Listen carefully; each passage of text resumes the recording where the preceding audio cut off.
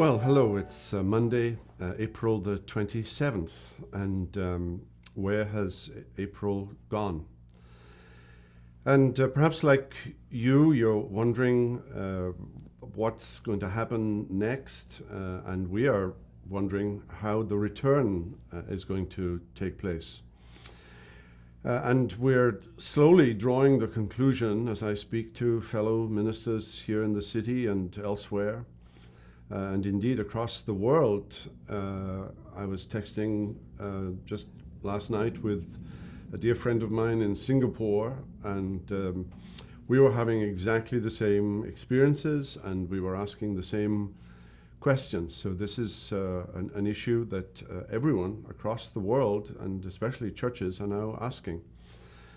And we have a small committee, as you could imagine, here at First Presbyterian, who are looking into the narrative of the re-entry. And my guess is that it's not going to be easy. And we will let you know as soon as we see some light at the end of this tunnel. We'll let you know how and when that will be.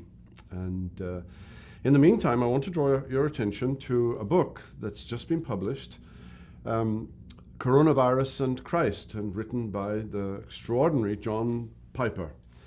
I've not actually read it, I just got it seconds ago, but I've glanced through it, and I think this is an absolutely superb read just now.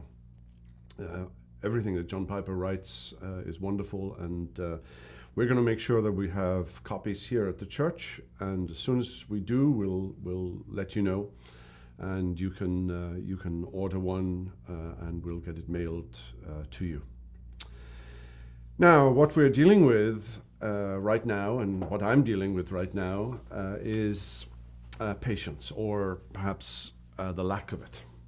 And someone asked me yesterday how I was doing, and I said, well, if you want me to be honest, I want to open the door and stick my head out and just scream. I know. I'm sorry, but sometimes it just all gets on top of you. And so this week, I thought we would look at some passages of Scripture that speak about patience, because we all need patience just now. And the first one that came to mind was 1 Corinthians chapter 13, the chapter on love, and verse 4. Love is patient. We're losing patience. We're losing patience with our families. We're probably losing patience with our spouses. We're losing patience with our children. We're also losing patience with circumstances and the frustration of everything and the slow and tedious nature of each day.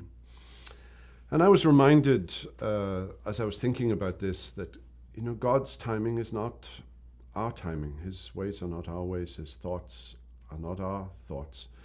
And everything that God does happens perfectly according to his plan and purpose.